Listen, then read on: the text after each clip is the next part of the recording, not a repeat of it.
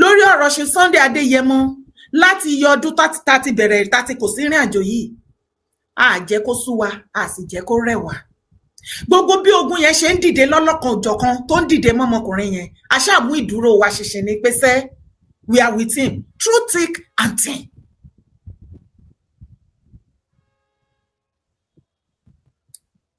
Ṣé wá rí irú wa kò ṣe má ní wá o, ẹ̀jẹ̀ àmọ́ yàrá wa o.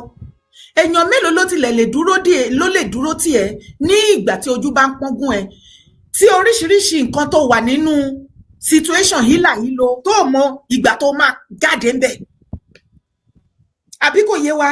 Bọ̀ bó bá ṣe jẹ́ tí mi ò ní lè play tí mi rí kíní yẹn upload, máa lọ sí fetí gbọ́. Ẹ já gbọ́ nǹkan tí bàbá wa Ọọ̀ni Ìrìṣà tí wọ́n sọ níbí. Kó tó di wípé mo play ẹ̀ torí gbogbo wa ti gbọ́. Àárín yẹn ó dùn mọ́ mi gan ni, ọ̀rọ̀ ńlá ni. Mo wá on behalf of Chief Sunday Adéyẹmọ Ìgbòho, a fi àsìkò yìí dúpẹ́ lọ́wọ́ gbogbo ọmọ kóòtù àjíire, gbogbo ọmọ Yorùbá káàkiri àgbáyé wípé a kú iṣẹ́ ilẹ̀ kóòtù àjíire. A kú ìfẹ́ ta ní sí ìran wa, ta ní sọ́mọ Adéyẹmọ. A kú àdúró ti ọmọ yín, èèyàn tèmi, pàdí tèmi, ọ̀rẹ́ tèmi, bàbá tèmi, ọ̀gá tèmi, ọmọ tiyín. Ẹ kú àdúró ti ọmọ yín Ìgbòho. Ẹ kú àìsùn, ẹ kú àìwo, ẹ kú àìjẹ́kórèyìn. Ènìyàn níyàn, ènìyàn bó ní lára já ṣọlá, ènìyàn làṣà iyì mi tí mo fi ń bọ́ra. Orin tí ọmọ Adéyẹmọ ní kí n kọ fún yín nìyẹn o. Chief Sunday Adéyẹmọ, àròjọ Ọlọ́run, wọ́n ní kí n bá kọ orin yẹn. Èmi wá fẹ́ wọ orin ti tèmi gógó tí mo fẹ́ kọ fún yín, ṣùgbọ́n ilé gangan náà ní kẹ́mi kọ fún yín, èmi náà wá fẹ́ kọ tèmi, ó ní mò ń wá látàárọ̀. Ṣùgbọ́n ilé tó máa Adéyẹmọ ní kí n kọ fún yín, ó ní kí n sọ fún yín wípé ènìyàn bó ní lára já ṣọlá, ènìyàn láṣọ iyì tóun fi ń bora, tó já sí wípé ẹ̀yin láṣọ iyì òun tó fi ń bora. Ó ní kí n fi dá yín lójú wípé bí ayé bá jẹ́ ayé tá yóò máa jẹ́ ayé, òun ò ní ṣíṣú yọ o, torí pé ọmọ gbà lòun, òun ò ní bà yín lójú jẹ́. Ó ní bẹ́ẹ̀ ṣe ní ìfẹ́ sí òun lòun náà ṣe ní ìfẹ́ ilẹ̀ bàbá òun. Ẹ ti mọ̀ pé ní ti ilẹ̀ kóòtù àjíire Yorùbá ó jẹ òun lógún. Ó ní kí n fi yín lọ́kàn balẹ̀, kájọ fira wa lọ́kàn balẹ̀, pa kó àdúró tì wípé iṣẹ́ yẹn ṣẹ̀ṣẹ̀ fẹ́ bẹ̀rẹ̀ ni o. Iṣẹ́ yẹn ṣẹ̀ṣẹ̀ fẹ́ ṣe kí ni, ó ti ń fọ́ọ̀mù ẹnu báyìí, ó ti ń fọ́ọ̀mù ẹnu. Torí gbogbo nǹkan tí ó ń lo lódìlódì ilẹ̀ Yorùbá gbogbo ẹ̀ la máa gbá dànù tẹ̀fẹ̀tẹ̀fẹ̀ tí à ní rí traces ẹ̀ mọ́. Gbogbo ìwà ìbàjẹ́ á dẹ́kun. Tá a bá wá rí àwọn ẹ̀yà kan tí wọ́n rò wípé bó ti ń ṣe lọ́dọ̀ títí wọn, àwọn lè ṣe bó ṣe wù wọ́n ní gbogbo ilẹ̀ Nàìjíríà. Àwa jẹ́ kó yé wọn wípé láìsí Yorùbá kò sí nǹkan tó ń pè ní Nàìjíríà. Torí mo mọ ìyá ara mi débi ẹ̀, ìwọ ló mọ ìyá ara ẹ̀. Tá a bá mánọ̀sì Yorùbá kúrò nínú wọn Nàìjíríà tí gbogbo wa ń pariwo, kò sí nǹkan tó ń jẹ́ Nàìjíríà mọ́. Tó bá wá rí bẹ́ẹ̀, ẹ ṣé gan ni, ẹ kú àdúró tí ọmọ Adéyẹmọ. Ẹ ṣé wọn, inú mi dùn, èmi nínú tèmi dùn jù, èmi láyọ̀ mi kún. Ọ̀pọ̀lọpọ̀ pé yeye dára, ẹ̀yin náà lọ Nàìjíríà látàná, wọn jẹ́ kí sinmi o. Yeye a ti fẹ́ rí yín Nàìjíríà sìn, ẹ̀yin náà lọ lé kẹwàá pẹ̀lú Chief Igboho, a fẹ́ rí yín pẹ̀lú Chief Igboho, àti rí yín Nàìjíríà rárá pẹ̀lú bàbá Igboho, a fẹ́ rí yín lẹ́gbẹ̀ẹ́ bàbá, a fẹ́ rí yín lẹ́gbẹ̀ẹ́ òòṣà, a fẹ́ kẹtẹ̀lé lọ káàkiri. Mo ní ẹ má kánjú, èmi kì í kánjú ṣe nǹkan. Ìrìnàjò ayé mi ò dẹ̀ sí lọ́wọ́ tèmi mọ́, ó ti ń bẹ lọ́wọ́ onílẹ̀, òun ló ń tukọ̀ ayé mi o. Bó bá ṣe ní kí n rìn bí onílẹ̀ bá ti ṣe ní dára o, bóyá máa rìn lélẹ̀ ni mo ṣe ń rìn. Tó bá fi dádìdà tèmi kí Ìgbòho gan tó gba freedom má ti wà Nàìjíríà Ọlọ́run. Ṣùgbọ́n ní ìgbà tí ẹ̀mí Ọlọ́run bá ti sọ wípé ó ti yá náà nìyẹn, ẹ má jẹ́ àkánjú. Ohun tí mo mọ̀ ní pé kò ní pẹ́ mọ́. Èmi náà love gbogbo yín pátápátá, and I cannot wait to meet you all ní Nàìjíríà again. Mi lè wait láti meet gbogbo ẹ̀yin èèyàn mi, ẹ̀yin ìyá mi, ẹ̀yin bàbá mi. Yes. Gbogbo ìgbà the last one tí Ìgbòho wá, Ìgbòho ló yá, àjọ ń lọ ni. Mo ní òòṣà, onílẹ̀ ò tí ì fàyè gbà ni o. Kò ṣe pàtí lọ ni o. Òòṣà ti ní àjọ máa lọ last time ni when it was with me. Àjọ ń lọ tájọ máa jókòó sẹ́gbẹ̀ẹ́ ara. Mo ní òòṣà, ẹ má worry, I'm coming.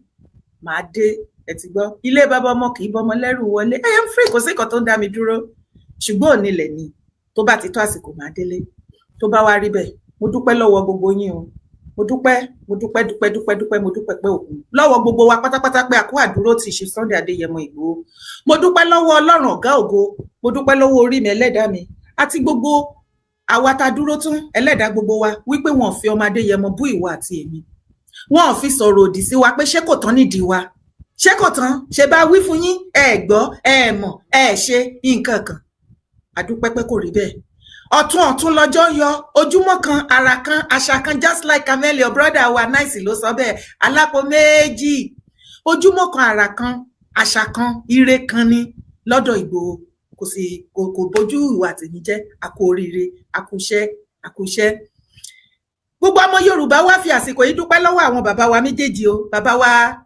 Ọ̀ọ̀nìrìṣà àti bàbá Aláàfin wọ́n ti bá wá lu ìlú ẹkùn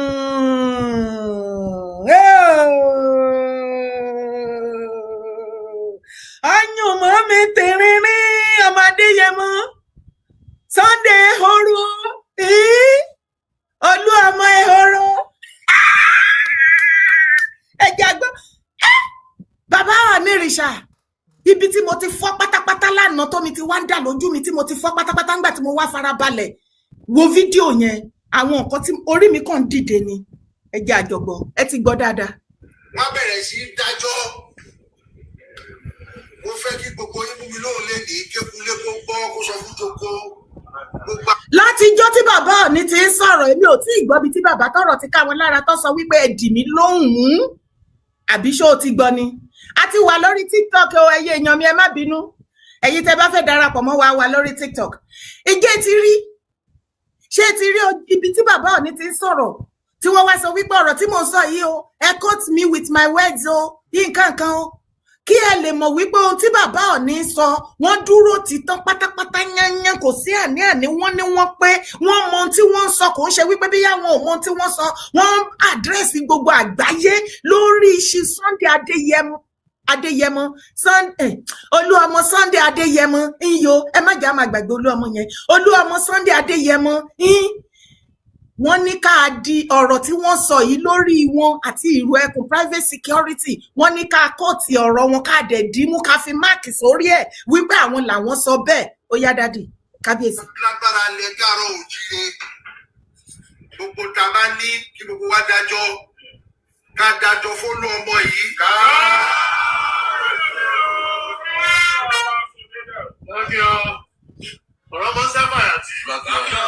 wọ́n ní gbogbo ohun tí oníkálùkù wa bá ní owó ni ọlá ni ọrọ̀ ni anything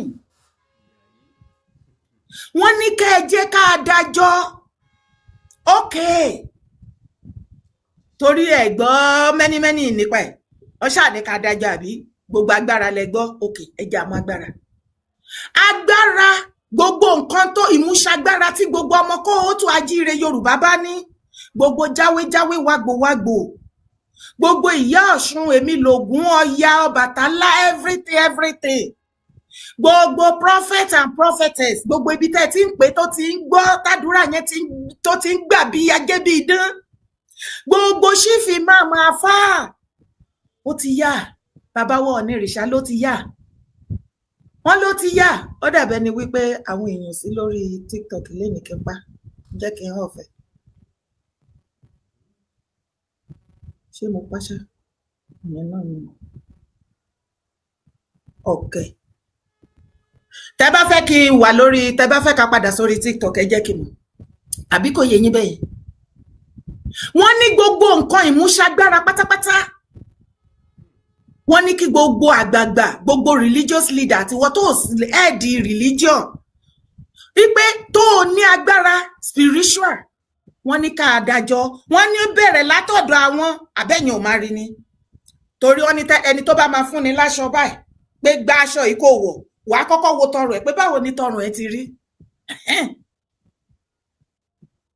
wọ́n ní kì í ṣe wípé àwọn kan ń sọ fún yín ṣe mọ̀ pé ọ̀tọ̀ ní ká ṣe pé ẹjẹ́ agbára jọ ẹdẹ àṣekínní kan ṣùgbọ́n àwọn akọ́kọ́ bẹ̀rẹ̀ báwọn ṣe sọ pé ká dágbára jọ fún Chief Sunday Adéyẹmọ Olúọmọ wa láti fi sọ́pọ́ọ̀tì Ìrù Ẹkùn, láti gbé Ìrù Ẹkùn débi gíga.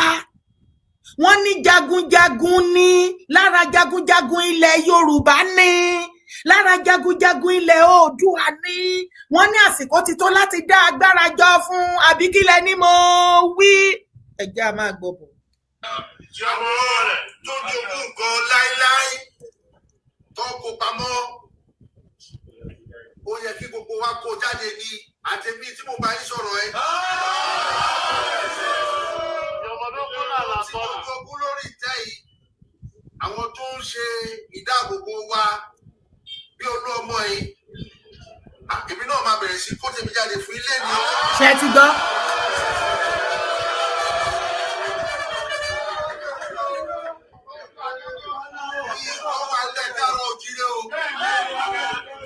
Ìtọ́ wà nílẹ̀ Káàárọ̀ Oòjíire.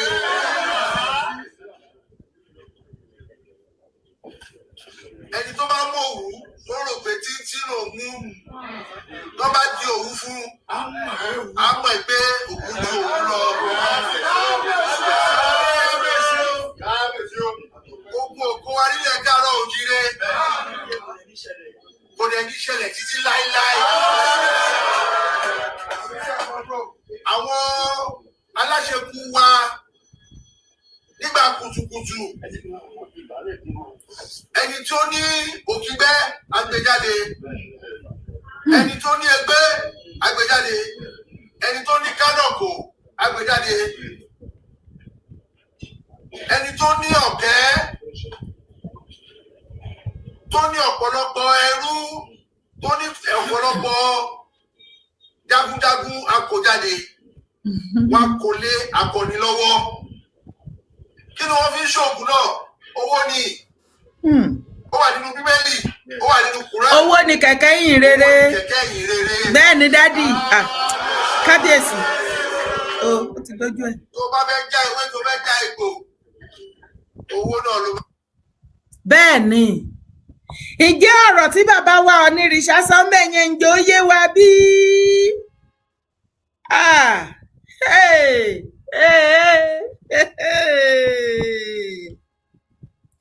Bí ìwọ̀nba tẹ́mi rí nínú ọ̀rọ̀ yẹn, bàbá ti endorse Ìrù Ẹkùn, nothing more. Bàbá ti ṣe kí ni? Bàbá ti endorse Ìrù Ẹkùn. Onírìṣà Àdìmúlà, olórí gbogbo ọba, wọ́n ti bọwọ́ lùwé. Wọ́n láwọn dúró tán lẹ́yìn Olúọmọ Sunday Adéyẹmọ. Wọ́n láwọn fọwọ́ sí, wọ́n fi gbogbo ara sí Ìrù Ẹkùn. Kò ń ṣe ìrù Ayánmọ́ o, Ìrù Ẹkùn ti gòkè àgbà o. Gbogbo ọba aládé ló ti fọwọ́ sí yẹn o. Nígbà tí bàbá wa Onírìṣà ti bọwọ́ lù ú, gbogbo ọba aládé nílẹ̀ Kóòtù Ajíire Yorùbá, gbogbo wọn náà ti fọwọ́ sí Ìrù Ẹkùn. Gbogbo wọn náà ti ṣetán láti ṣe kíni, láti fọwọ́ ti ọwọ́, láti fẹ̀yìn ti ẹ̀yìn, láti kó gbogbo anything, láti fi ti Ìgbòho lọ́wọ́, láti protect ilẹ̀ Yorùbá. Ṣé rí wípé iṣẹ́ tó ní agbára òun ló ní ilẹ̀ gbé síwájú ọmọ Adéyẹmọ. Nígbà tí bàbá wa Ọọ̀ni ti sọ, ó ti tán. Tábá wá sọ wípé kinní kan kò sí kinní kankan mọ́. Kò sí, kí ni mo wí? Kò sí kinní kankan mọ́. Kò sí ọ̀rọ̀ mọ́ lẹ́yìn gbogbo eléyìí. Lẹ́yìn ìgbà yẹn, ó wá ní fídíò yìí tí mo fẹ́ kí ẹ jẹ́ ká jọ gbọ́. Ó dùn mí, mi rí fídíò yẹn upload, wọ́n ti da system kìíní yẹn. Ẹ bá wa gbọ́ ọ̀rọ̀. Bàbá wa ìyẹn Oníbẹ̀jú, mo kí wọn. A ti wà lórí TikTok padà. Kí adé pẹ́ lórí, kí bàtà ó pẹ́ lẹ́sẹ̀, kí ẹṣin oko kó jẹ kó pẹ́. Ẹṣin ọba kó jẹ kó pẹ́, ò gbọ́ Yorùbá. Kí ìrùkẹ̀rẹ̀ kó di abẹ́rẹ́, ẹ pẹ́ fún wa, ẹ̀yìn dààmú. Mo kí gbogbo àwọn lọ́balọ́ba ní ìlú Ìbẹ̀jú, gbogbo ọba kò sọ́ba kankan tó kéré, gbogbo ọba pátápátá, gbogbo yín náà kí. Ẹ jọ̀ọ́ nítorí tí a bá ń dárúkọ kó máa fa ìkùnsíkùn, gbogbo ọba pátápátá torí bí ètò ìyẹn má bínú torí Olódùmarè àforí adé bẹ̀yìn èyí kábíyèsí. Ẹ jọ̀ọ́ ojúbà orí adé o, ẹ jẹ́ kí bá wá ṣe orí adé fín. mo wá ṣe ìbà lórí wọn bàbá wa ìyàwó honourable chairman Ṣẹ̀san Ọlọ́wà Jájà Àkíyísà ẹ̀ní rí dààmú àṣìta àbọ̀ ní báyìí ẹ̀ní ráburú gbogbo ohun tẹ́ fi ojú ọwọ́ ṣe kò ní bàjẹ́ lójú yín ẹ̀ní ráburú àbúrò ò ní kàn yín o. Mo kí gbogbo ọmọ Ìbẹ̀jú lápapọ̀ látòrí ọmọdé títí dé àgbàlagbà. Mo kí àwọn obìnrin Ìbẹ̀jú, mo kí àwọn tí wọ́n kọ́ fi ọkọ́ ṣálẹ̀ ní ìlú Ìbẹ̀jú, mo ṣe bá wọn níbẹ̀. Mo kí àwọn ọkùnrin tí wọ́n dúró tí wọ́n jẹ́ kí ìlú bàgbà sí Ọláwálé Musiliu aka Ejection. OPC ti Ìbà Ẹlẹ́gbà Ìbà Gani Abiodun Adams the 15th Ààrẹ Ọ̀nà Kakanfò lóògùn ọ̀fẹ́ o. Yes sir, ẹ̀yin kábíyèsí wa, ẹ̀yin honorable wa, mo kí bàbá wa náà àwọn ọ̀rẹ́ Honorable Báyọ̀ Balógun, mo kí gbogbo àwọn honorables, mo kí gbogbo mi o, gbogbo ẹ̀yin àgbààgbà Ìbẹ̀jú tí ẹ jẹ́ kí ìlú Ìbẹ̀jú bàjẹ́, gbogbo yín la kí. Ìdààmú ò ní kàn yín, ẹ̀ ní rí dààmú, ẹ̀ ní rí ń gbé sọ̀hún bí ó ṣe bí ọmọ. Àwa pè yín ṣàkíyèsí ní sà lórí kí wọ́n má dá divide and rules, kí wọ́n má dálẹ̀ ní Ìbẹ̀jú Lẹ́kì àti rí wọn ti wọlé. Àdẹ̀wá pè wá láì ní kí a ṣe fídíò yìí kí ó bá délé kó bá dóko. Wọ́n ń gbé ìrù ẹkùn tí wọ́n ní wọ́n ń wọ ojúlé sójúlé wọ́n wọ ọtí iná ń dáwó yaya, wọ́n ń dé Ìbẹ̀jú, wọ́n wọ one place to another. Àmọ́ra wa o, kọ́ má kógun wọ ìlú Ìbẹ̀jú Lẹ́kì o, kọ́ má gbógun wọ ìlú Ìbẹ̀jú Lẹ́kì o.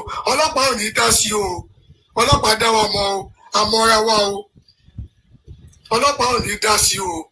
Kí wọ́n má dá divide and rule sílẹ̀. Wọ́n ti ń kó irú pọ̀ mọ́ ṣàpà, wọ́n ti lọ kó àwọn ọmọ ẹgbẹ́ tí ò yẹ kí wọ́n kó wá, tí wọ́n kó wọn tí wọ́n ní ìwé ẹ̀kún. Irọ́ ni wọ́n ń pa o, wọ́n mọ ohun tí wọ́n ń ṣe o. A ò ní fẹ́ kí ẹ̀jẹ̀ ta sílẹ̀ ní ìlú Ìbẹ̀jú Lẹ́kì, wọ́n mọ ohun tó ń ṣe o. Kí wọ́n máa ní àwọn OPC ní àwọn OPC ní OPC kan o. Òun ni a ṣe tètè jáde tàbí tètè sọ fún yín sà, ẹ̀yin màmá wa, ẹ̀yin kábíyèsí wa, ẹ̀yin bàbá wa, nítorí ẹ̀ náà ṣe tètè ń jáde, nítorí pé a ti ń rí wọn gbogbo ibi tí wọ́n ń dé. OPC ó ṣe OPC lẹ́gbàá Ìbà Gani Abiodun Gani àìṣe oníjàgídíjàgan o, ẹ̀nà ẹ̀mú wa ní Ìbẹ̀jú Lẹ́kì o, a ò fa wàhálà o, bọ̀ kí wọ́n má gbé divide and rules, kí wọ́n má gbé wa adára wa mọ̀. Àwọn ọmọ Ìbẹ̀jú Lẹ́kì wọ́n dára wọn mọ̀ o, kí wọ́n má gbé àwọn ọmọ àtọ̀hún mú ìwà ọmọ Ìbẹ̀jú Lẹ́kì tó jọmọ. Now tí ẹ bá gbọ́ ọ̀rọ̀ lẹ́nu brọ́dà wa yìí dáadáa, ó ń jẹ́ kó yé wa wípé àwọn fi mẹ́sẹ̀jì ránṣẹ́ sí kábíyèsí ọba Ìbẹ̀jú Lẹ́kì, Oníbẹ̀jú Lẹ́kì, kí wọ́n má welcome Chief Sunday Adéyẹmọ sí Ìbẹ̀jú Lẹ́kì àti security group wọn ìró ẹkùn. Ẹfẹ̀ tí ara yín gbọ́ lẹ́nu tó ní òun ìkan lára àwọn OPC Ìbà Gani. Ẹ bá wa béèrè lọ́wọ́ wọn pé kí ni ìṣòro gan tó tọ́lé wọn, kí ni problem, kí ni wàhálà, kí lógun, kí ló fa wèrè lọ́yàn, kí ló dé ṣé ẹ ní láìfù mọ́ ni tó ṣe wá jẹ́ wípé movement ṣe Sunday Igboho òun ní nǹkan tó kù tẹ́ wá ní àṣẹṣẹdù. Ṣé bẹ́ẹ̀ ni iṣẹ́ tán lọ́wọ́ yín tán tí ẹ rí kankan ṣe? Situation gbogbo rògbòdìyàn tó ń ṣẹlẹ̀ nínú Nàìjíríà lọ́wọ́lọ́wọ́, does that mean wípé kò sí kankan tó dé kàn yín bẹ́ẹ̀ yàtọ̀ fún ọ̀rọ̀ Chief Sunday Igboho? Torí tí ò bá jẹ́ bẹ́ẹ̀, báwo lẹ̀fọ́ ṣe máa fẹ́ sọ wípé òun fẹ́ lé ẹ̀fọ́ ẹgbẹ́ òun kúrò nínú àwo tán jọ belong sí? Àbí ọmọkùnrin yìí ò mọ̀ ni? Àbẹ́yìn ò máa gbọ́? Ó ní àwọn irúwọ́ ògiri wa, àwọn àtọ̀húnrìn wa, tálàtọ̀húnrìn wa ní ilẹ̀ tá a jọ belong sí, ní ilẹ̀ Kóòtù Àjíire ilẹ̀ Yorùbá tó jọ belong sí gbogbo wa tá a jọ ní. Bẹ́ẹ̀ ni wípé mo wá látèkìtì mo fẹ́ wọ Lagos kan ní ẹ̀ẹ̀kan má gbà mí láàyè kí n wọbẹ̀, àbí mo fẹ́ lọ sọ́yọ́ àbí Ògùn àbí Ọ̀ṣun torí àtọ̀húnrìn wa. Bó ni mo ti já tọ̀húnrìn wa nígbà tó jẹ́ wípé Ilé Ifẹ̀ ni gbogbo wa ti ṣẹ̀ wá, ta wá látọ̀húnrìn wa bẹ́ẹ̀. Àyà ń kò yín o, ẹ̀yin OPC Ìbà Gani, àyà ń kò yín gan o, àyà ń kò yín gan o. Ẹ ti fẹ́ hàn bó the fact pé ìkọ́tẹ́ rí tẹrù wípé ẹ fẹ́ máa fọwọ́ lálẹ̀ fún àwọn ọmọ Yorùbá ní ilẹ̀ bàbá wọn. Àwọn kan ò gbúdọ̀ rìn síbí, ibi tẹ́yin bá ti tẹ̀ nílẹ̀ Yorùbá ẹlòmíì ò tún gbúdọ̀ tẹ̀bẹ̀. Sẹ́ẹ̀sù ó jẹ́ family house yín. Tí ò bá jẹ́ àrífín náà, àrífín ni ara nǹkan tá à ń sọ fún yín nìyẹn. Tí ò bá jẹ́ ọ̀rọ̀ àrífín, how dare you láti máa àdírẹ́sì ọba Ìbẹ̀jú Lẹ́kì, àlejò tó máa gbà, àlejò tó ò ní gbà, tá lẹ́yìn. Kẹ̀dẹ̀ máa wá wò ìbátẹ̀ jẹ́ pé OPC Ààrẹ Gani Adams chapter wọ́n wu ìwà tó gbádùn tó jẹ́ wípé wọ́n fi ọkàn àwọn èèyàn balẹ̀. Ẹ má bínú, ẹ kálẹ́ dáde. Mo wà lórí ètò ni. Àwọn ni ókè ṣe fẹ́ dá sétò ní kí gbé yín sí speaker sir. All right. À ń gbọ́ yín sir. À ń gbọ́ yín. Ẹ kálẹ́ fún ètò. Yes sir. Àwọn ọmọ Gani ló ní kí wọ́n má welcome Ìgbòho. Ẹ máa gbọ́, mo ti ń gbọ́ gbogbo ẹ. Ṣé rí Gani kan sojú ayé ni? Ṣé gbọ́ mà? Hello? À ń gbọ́ yín dádì. Wọ́n kan sojú ayé pẹ̀lú gbogbo nǹkan tó ń sọ yẹn ni. And tẹ́ ẹ bá wo interview rẹ̀ nígbà tí ó ń sọ̀rọ̀ tó ń sọ pé ojú ọ̀run tẹ̀yẹ fò láì fapá kanra. Ó sọ sí.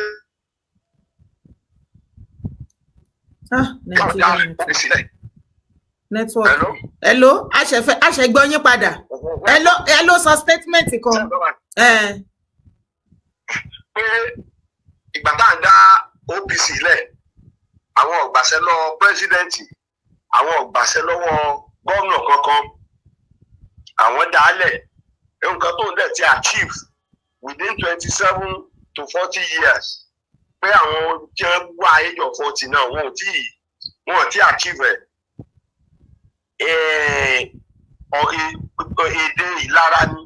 Èdè ìlara ní èdè tó sọ yẹn. Ẹ fi gẹ́gẹ́ ẹ rí i pé ìlara òkú nínú ọ̀rọ̀ Gani. Bí àbáyé tẹ́ bá rí táwọn ọmọ rẹ̀ ń sọ nǹkan kan, ọ̀rọ̀ tá a bá fọ́n sínú fèrè, òun ni fèrè ń sọ síta. Ṣé Gani lọ máa tọ̀ ń rìn wá ní àbígbòho? Kò yé wa o. Òun náà ni o. Ta lọ máa tọ̀ ń rìn wá láàrin òun àti Ìgbòho? Òun náà mo ń béèrè, ṣé Gani lọ máa tọ̀ ń rìn wá ní àbíṣẹ́ ẹ̀sà ẹ̀? Ṣé ẹ rí pé mo sọ kankan, ibi tí wọ́n ń bá ọ̀rọ̀ wọn lọ, ẹ rí pé àwọn èèyàn máa sọ kò lé wọn láàrin títì, ẹ̀kọ́ lẹ̀. Ẹ ti gẹ̀tẹ̀, ẹ̀kọ́ tí mo sọ yìí lẹ̀, àwọn èèyàn sì máa sọ kò bá wọn láàrin títì. À ń dèkú ọ̀rọ̀ ẹ̀kọ́ tán, wọ́n tún gbọ́ pẹ̀ sáwọ́. Ṣé rí gbogbo tí Gani sọ tó ń sọ pé èdè gbàkàwò kan ojú ayé lásán ló ń ṣe. Yorùbá bọ̀ sí ní ìgbà tí ọwọ́ ọba bá ìjà jù mọ́ ló máa ń di ẹran kí là ń jẹ tí ì tán. Ní tí Gani ṣe nìyẹn. Ẹgẹ́tẹ̀. Yorùbá bọ̀ ní tí ọwọ́ ọba bá ìjà jù mọ́ ẹran kí là ń jẹ tí ì tán. Tí ẹni bí a bá jẹ náà títí tí sí òní tán ni. Ọwọ́ ẹni tó ń sọ bí ọba jájú mọ́ ni tó náà tọ́wọ́ ẹ̀ náà bá kàn ní tí ń pín kò ní sọ bẹ́ẹ̀ ní tó ń ṣe Gani nù. Tó ti yé mà. So sẹ́rí. Ráìtì wo ni ọmọ OPC ní láti máa wọ̀nù èèó kábíyèsí wípé àlejò tán gbúdọ̀ gbà, àlejò báyìí wọn ò gbúdọ̀ gbà? Ráìtì wo? Sẹ́rí tá a bá ní pé ká wò wọ́n ní àyè gbẹ̀kùlù ọ̀dà ìkùlù ọ̀dọ̀. Ó fẹ́ máa nípọn lára bí ìlà. Sẹ́yìn gbọ́ mà. Bẹ́ẹ̀ ni sà. Àyè gbẹ̀kùlù ọ̀dọ̀. Ó fẹ́ máa nípọn láyà bí ìrà. Tó ló bá jẹ yóò tán. A máa wá bẹ́kùnbẹ́kùn kiri. A wá kú kiri bẹ́ẹ̀ lọ́rọ̀ àwọn ọmọ Gani. Sẹ́mu èmi ọ̀rọ̀ tí wọ́n ọ̀rọ̀ jàbútẹ́ ni kò ní túmọ̀ sí mi. But bá a ṣe ń pariwo wọn yẹn, òun ló ti dá kí wọ́n lè bá a mọ̀ fáwọn ọ̀dà mọ̀ kẹ̀kẹ́. Àwọn sọ nísìnyí pé ìrù ẹkùn àwọn ọmọ wọn rí o, wọ́n fẹ́ dá divide and rule sílẹ̀ ni o. The same ìrù ẹkùn tí àwọn kábíyèsí fọwọ́ sí, tí olórí gbogbo àwọn ọba, olórí gbogbo aládé, torí bàbá wa Aláàfin Ọ̀wọ̀ Adé, wọ́n ti endorse ìrù ẹkùn, wọ́n dẹ̀ support ìrù ẹkùn with 1 million naira. Ẹ máa gbọ́ mà. Ọlọ́run ò ní jẹ́ wọ́n fọwọ́ sí ìrù ẹkùn àwọn ọmọ Gani Adams. Láíláí. Torí tí wọ́n bá fọwọ́ sí ó lè jẹ́ báà ni wọ́n dàrú. Ẹ ti gẹ̀ẹ́tẹ̀. Ṣé rí ọ̀rọ̀ kan wà nínú Bíbélì tá a mọ̀, àdúrà kan wà nínú Bíbélì tá a mọ̀ gbà. èèyàn bí Akani tó lóun fẹ́ bá wa rìnrìn àjò ẹ̀mí mímọ́ ọ̀yájà padà lẹ́yìn wa. àmì Jésù. Akani làwọn ọmọ Gani Adams sọ lọ́dẹ̀ ti dá wa padà lẹ́yìn CSI ẹgẹ́ fi tó ń sọ. ó yé mi. ẹ rí i pé mo mú àwọn bí mo ṣe mú ti Yorùbá wọ̀ mo mú Bíbélì náà wọ̀ lẹ́kọ̀ọ̀kan ibi tó ti kó nóòtì mọ́ra wọn. sẹ́rí kọ̀dẹ̀ sí bá ṣe ṣe pòlò tí ò ní rùn gbẹ́. bẹ́ẹ̀ ni sà. sẹ́rí ẹni tí ẹ bá ti fi omi lára bí kò yẹ ìwà lára náà ní ọmọ títí tí ó fi jáde láyé. lára o wọ́n sì níjà ìlara kì í tán bọ̀rọ̀. kì í tán bọ̀rọ̀ yóò bá bọ̀ ẹgẹ́ tẹ̀ wọ́n lọ́tẹ̀ ní ìbòdù odò ọ̀yà. torí ọ̀tẹ̀ yẹn bá pa ọ̀yà tó tóbi gan-an. a ní kítún ní kéde àti kítún ni. a ní ọgbọ́n ọmọ kékeré báyìí náà lọ pa.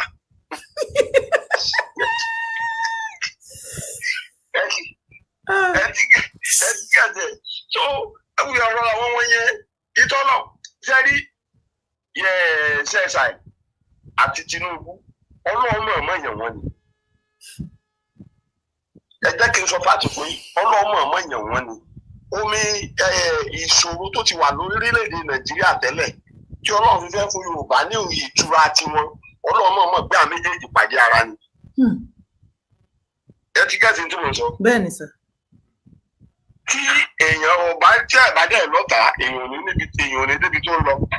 bọ̀rọ̀ ọmọdé yẹmọ sọ ó ní gbogbo àwọn tó ń gòun ní kẹ́sẹ́ àwọn náà tètè ń jẹ́ kí ìrìn àjò yẹn kó yá. bẹ́ẹ̀ni. àwọn tó ń gbógun tí òun tó ń gbógun ti ṣe ọwọ́ òun àwọn náà jẹ́ kóun máa múra sí pé ó yẹ kóun máa ṣiṣẹ́ yẹn lọ kóun má stọ́ọ̀pù. sísá sẹ́ẹ̀rí téèyàn ọba lọ́tà sẹ́ẹ̀rí tí ọba sí ogun èèyàn ò ní ní ìkógun. tí ò bá sí ogun èèyàn ò ní ní ìkógun. bẹ́ẹ̀ni ogun bá wà lèèyàn mọ́ ní ìkógun mọ́. ẹ ti gẹ́sì tó ń sọ òkè ni ó wà ní olé tí ọ̀lọ́ jagun tàbí ó sọ pé òun kó lójú ogun. téèyàn bá lọ sójú ogun tó wíìnì lọ́hùn á kẹ́rù á kó ara àwọn tó tún wíìnì yẹn á tún kún ọ wálé.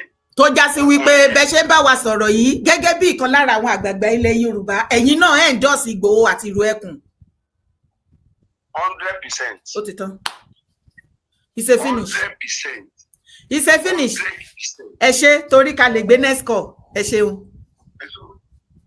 hello kọ́là bàmí ẹ kálẹ́ olórí TikTok ṣé dáadáa lẹ́wà mi ò mọ ọkọ tó ṣẹlẹ̀ owó tún ti tọwọ́ bọ TikTok náà gbogbo nǹkan náà tọwọ́ bọ omi ìmọ̀ ọkọ tára lẹ́mi ṣe lórí gbogbo kíní system mi wọ́n ti da gbogbo everything mi rú. wọ́n tọwọ́ bọlé ayé ara wọn ni. ọkọ mi ni ọkọ mi ló tọwọ́ bọ gbogbo ẹ̀ tó da gbogbo system yẹn rú lálẹ́ àná òun ló da gbogbo every garden thing. àwọn tó ń ṣe kíní ni mò ń sọ àwọn tó ń flash lèmi sọ. èmi ò tẹ̀ bọ́dà nípa àwọn ọmọ ẹ̀jẹ̀ kan máa flag mi òun ló da gbogbo. wọ́n flash èmi ara wọn kó láyé ojú kọ́ wọn ni wọ́n flash èmi ara wọn kó láyé. Ìṣọ̀lá kí ló rí sí fídíò àná. ṣe rí ibi tó fi máa ti bẹ̀rẹ̀ ọ̀rọ̀ ibi tó máa nípọn díẹ̀ ni kò sẹ́ni tí yóò gbọ́ ọ̀rọ̀ màmá Sunday Igboho kó tó kú láyé kò sẹ́ni tí yóò gbọ́ ìdílé Sunday Igboho oríkì ẹ̀ kò sẹ́ni tí yóò morúkọ bàbá Sunday Igboho kò sẹ́ni tí yóò morúkọ ìyàwó Sunday Igboho kìíní ìkejì ó di mélòó kò wá sí ẹni tí ó mọ̀ ìlú tí Sunday Igboho ti jáde ṣe gbọ́ ti Gani rí wẹ́ṣọ̀ mo bí gbogbo yín o. ọ̀rọ̀ yẹn lágbára o. iṣẹ́ gbọ́ ti Gani rí so ẹni tó pèèyàn ló mú àlè ibi tẹ́ máa ti mọ̀ pé ọmọ. ẹ jọ òótọ́ ni òótá ló morí kí Gani lóòótọ́ mi gbọ́ rí o lóògùn ọ̀fẹ́ lèmi kàn máa ń gbọ́ lóògùn ọ̀fẹ́ o ẹ máa sọ̀rọ̀ mi òótọ́ ni o. bí kò máa yí orúkọ àwọn balógun ló ń lo ibà fún òun gbé ba sórí ààrẹ ó di mélòó ẹlẹ́ẹ̀kẹta pàtó máa dé Yẹmọ tó dọ́dọ̀ bàbá ẹ̀ lánàá ṣó gbàgà lọ ṣọ́ọ̀ fún ní àga tó ju àga lọ. mo tún wá tọ́jú yẹn ṣe rí èyí tó sọ pé àwọn ò fẹ́ gbòwó lẹ́kọ̀ọ́ ẹ bèrè ilé wọn kẹ bèrè orúkọ bàbá ẹ̀ ṣé Ìgbòho lọ sí ṣebí Bàrígà bí bọ́ná lọ lẹ́nu ọjọ́ mẹ́ta yìí ṣé wọ́n rí mẹ́rin. àní èyí tó ń polówó sẹ́ páwọn fẹ́ pé ní Ìgbòho lẹ́kọ̀ọ́ níbẹ̀ jò lẹ́kì ẹ bèrè orúkọ ẹ̀. ok ẹ̀yin tí Islander gangan rèé ẹ̀yin gan lẹ́lẹ́kọ̀ọ́ ẹ̀yin ọmọ Èkó gangan. so ẹ sọ fún pé àwa tí à ń pè yìí o. àwọn Islander ẹ sọ fún pé àbàyàlá yẹlẹ everywhere. tó já sí wípé ẹ̀ ń dúró dègbà tí Ìgbòho máa dọ́dọ̀ bàbá wa níbẹ̀ jù. àwa Èkó gangan là ń sọ̀rọ̀ yìí. bẹ́ẹ̀ ni o. tóun bá fẹ́ jáde kó kọ́kọ́ sọ ìdílé tiẹ̀ kó dárúkọ bàbá ẹ̀ lẹ́kọ̀ọ́ kó sọ iṣẹ́ tí bàbá ẹ̀ ṣe fẹ́kọ̀ọ́ tó fi ń jẹ́kọ̀ọ́. ẹ̀gbọ́n mi sísá mi ẹ̀ máa bẹ́ tó bọ̀ orí wọn yí ni wọ́n ti forí gbàgádà. wọ́n náà ti forí gbàgádà. bàmí bàbá 20 ṣé dáadáa lẹ́wà bàmí ay àjíǹdára máa jẹ́ o. àṣẹ wà. ṣàlàáfíà lẹ́wà bàmí. mo wà wá kó ètò ohun àná. bàbá wọn ní kí òòṣà bàbá tẹ̀ tí bàbá wọn onírìṣà ti háàdì morúkọ òòṣà lánàá olú ọmọ wa wọn ní kí olú ọmọ Ìgbòho kó má ẹ̀yin tí kí ló ti ẹ ṣẹlẹ̀ gangan ẹ̀yin tí aládà gangan náà lélẹyìí ẹ̀yin tèkó lélẹyìí wọn ní mo ti gbàgbé gan bàbá wọn ní ẹ̀yin tèkó ẹni pé kí òòṣà má wá sí Ìbẹ̀jò Lẹ́kì. kò sí jẹ́rí ẹni tó ń sọ̀rọ̀ yẹn yèyé. èmi wà nínú àwọn kọmitì tí Yèyé Dára family. Yèyé Dára ọmọlúwàbí media committee bẹ́ẹ̀ ni. media committee and Ìró Ẹkùn fans club.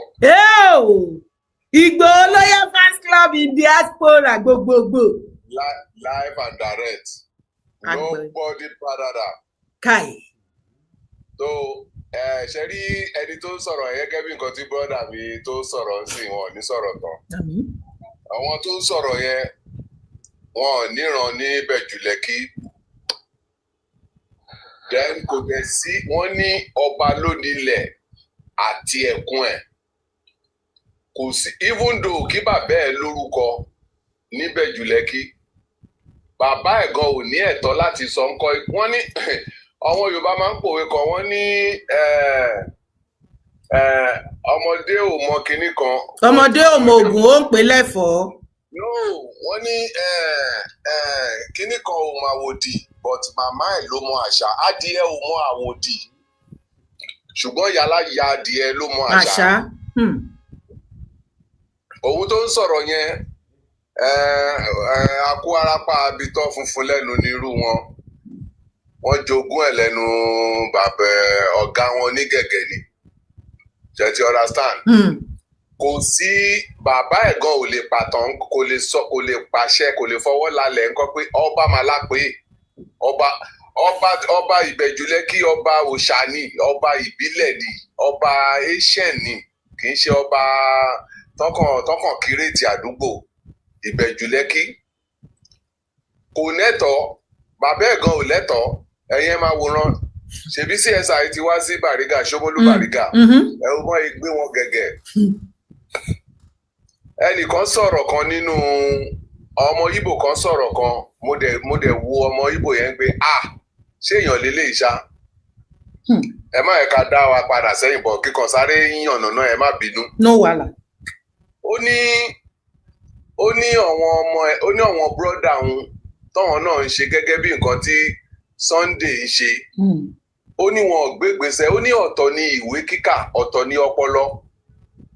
ó ní tẹ́ bá ń sọ pé ẹni yóò kàwé báwo ló ṣe fẹ́ ṣe é tí wọ́n dẹ̀ kàwé ẹni tí ò kàwé yẹn ó dẹ̀ nọpọlọ jù ẹ lọ. ó ní ẹ wo Sunday Ìgbòho ìdíwé bó ṣe ń sọ wọn pẹ̀lú ohun intonation wọn. bẹ́ẹ̀ ni ó ní kò sí ó no respect gbogbo traditional ruler ó ní ẹ wo bó ṣe rí ó ní ẹ wo bó ṣe ń ṣe ó ń dọ̀bálẹ̀ everywhere ló. ó fi wá yan gan-an lárùn. ó náà dẹ̀ ń gbà tọwọ́ tẹsẹ̀ ó náà gómìnà náà á dọ̀bálẹ̀ baálẹ̀ ó ní gbogbo traditional ruler ó ní gbogbo àwọn elders and elders wọn ó máa dọ̀bálẹ̀ fún gbogbo wọn. àtọmọdé àtàgbà. ó náà wọn brọ́dà àtọ̀wọn àwọn ò tiẹ̀ fi ti wọn ò fi tàgbà ṣe wọn ò fi kí olóhùn náà ló bá débẹ̀ yẹn ó ní bọ̀ tó náà dẹ̀ máa sọ ń kọ́ pé kò kàwé ó ní ṣé kò kọ́gbọ́n orí ni so mo kàn sáré yàbá ń bẹ̀ yẹn ni ṣe rí ọ̀wọ́ lọ́wọ́ bọ̀ onígẹ̀gẹ̀ wọ́n máa padà ní high blood pressure ní àfàìmọ̀ kò sí ọgbọ́n èyí tó ń lo Caro White tó ń sọ̀rọ̀ nǹkan pé ó ń fẹnu ó ń ṣe gbá ó ń ṣàwó ń pé CSI kò lọ́rọ̀ kankan lẹ́nu ṣe wọ́n ti fojú ara wọn rí lánàá no wọ́n ti fojú ara wọn rí ọ̀gá wọn onígẹ̀gẹ̀ náà wọ́n ti fojú ara wọn. ẹni tí gbọ́ nǹkan tó tí ọ̀rọ̀ Yorùbá sọ ni Ọlọ́run náà tún sọ ó ní ẹni tóun bá gbà fún ó ní kò lálébù kankan lára. ọ̀rọ̀ Ọlọ́run dẹ̀ tún tẹ̀síwájú bàbá mi wọ́n ní Ọlọ́run kọ onígbéraga ó sáfùtọ́ yányán ẹ̀mí mímọ́ Bíbélì fi yá ẹ wá wípé kí a rẹ ara wa sílẹ̀ pátápátá nígbà tá a bá rẹ ọkàn àti ara wa sílẹ̀ ìgbà yẹn wọn Ọlọ́run á gbé wa ga ju bí tí a ò expect ó ní nǹkan tí mò ń rí pẹ̀lú Ìgbòho yìí. bẹ́ẹ̀ni ẹ máa sọ̀rọ̀ ẹ wo nǹkan tí brọ́dà mi sọ lẹ́ẹ̀kan máa ń mẹ́nu lé ọ̀rọ̀ yẹn wípé kí ni ìtumọ̀ ibà you are just ọkàn ajáke orúkọ ọkàn associate orúkọ mọ́ra ẹ̀ kò sí ajagunta kankan tó ń jẹ́ ibà you are just use that one to polish your name then gbogbo complete pẹ̀lú olórí aládé tó wọṣọ funfun ǹjẹ́ wọ́n rí jagunjagun kan tó ń wọṣọ funfun tó ń gbọ̀pá ni kò sí náà even though Sunday Igboho CSI gangan fúnra ara wọn ẹ wọṣọ tí màá yẹn ń wọ̀ very fitted aṣọ ló máa ń wọ̀ bó wọ native ó máa wà fitted ni kì í ṣe pé kó kàn gbé kùn síwájú bí ìgbà tájá jẹ òkú tó jòkó ẹran wá sọ pé ìjà ó ló fẹ́ jà nígbà tó gbá kínní ìṣòwò ni gbogbo àwọn tó jẹ́ Ààrẹ Ọ̀nà Kakanfò sórí wọn tó fọwọ́ rọrí kù ni. ìwọ wá gbà wá jókòó sílé ìwòsàn kan pé wọ́n fẹ́ pa ẹ́ ṣé wò wọ́n kó tó gbà ní.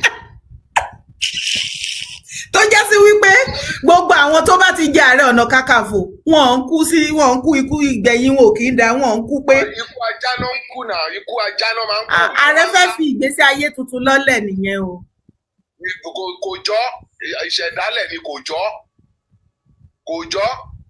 ó lérò pé òun lè fò kó lè fọ́ ọ̀rọ̀ rí kù náà gbogbo Ààrẹ Ọ̀nà Kakanfò fọ́ ọ̀rọ̀ rí kù wọ́n ń kú jàlàjàlà. nítorí ẹ̀ ní bá ṣe ń yẹrí fún many things ìbádẹ́ ti pariwo wá síta ó láǹtí òun kẹ́dẹ̀ máa wá gbọ́ bàbá ẹ wá gbédè tó sọ o ó ní gbogbo wa kan tí àwọn àǹtí òun pé kó ń lọ jagun ogun èwo náà àti ẹ̀ tí jagun Àníkẹ́ defend ilẹ̀ Yorùbá ni ok ọ̀nà tí wọ́n ó ní ṣùgbọ́n àwọn àgbààgbà ilẹ̀ Yorùbá lágbára ó ní wọn pé òun pé kọ́ pé òun sáàárín ipe kí wọ́n wá dá agbára jọ fún òun tóun máa fi lọ sójú ogun yẹn ṣùgbọ́n ibi tí èrò Ọlọ́run ti wá bà mí ni wípé Ìgbòho ò wá béèrè wípé kán dá agbára jọ bàbá Ọọ̀ni ló wá sọ lánàá wípé àsìkò ti tó láti dágbára jọ fún Ìgbòho mi ìmọ̀ bóyá àárín yẹn yé yín sà.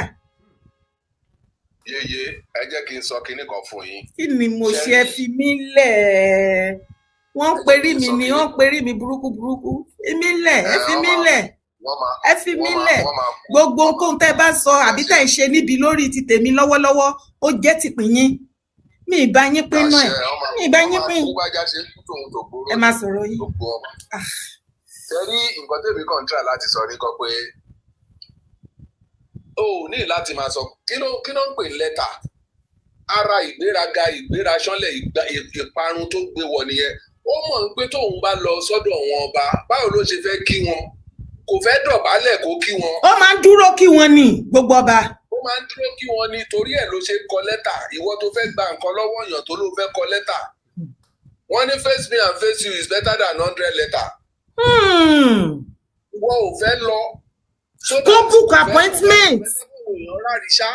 kò fẹ́ jẹ́ káwọn èèyàn ráríṣà òun gbọ́ pé òun ń dọ̀bálẹ̀ kò dẹ̀ fẹ́ dọ̀bálẹ̀ torí ìgbéraga ó wá lòun kọ lẹ́tà ṣé lẹ́tà ló yẹ kó kọ CSI tó ń lọ ṣé CSI ń kọ lẹ́tà fún wọn. ṣé mọ̀ wípé òun ti jẹ́ Ààrẹ Ọ̀nà Kakanfò Ààrẹ Ọ̀nà Kakanfò tó jẹ yẹn ṣé mọ̀ wípé gbàrà tó dé ìjòyè yẹn ó ní bàbá Láàfin sọ fún àwọn wípé ó lójú ọba táwọn gbúdọ̀ dọ̀bálẹ̀ fún ṣe kábíyèsí mọ́ tó já sí wípé ipò òun àti àwọn kábíyèsí ilẹ̀ Yorùbá of the same ni bọ́ẹ̀ sọ nígbà yẹn o.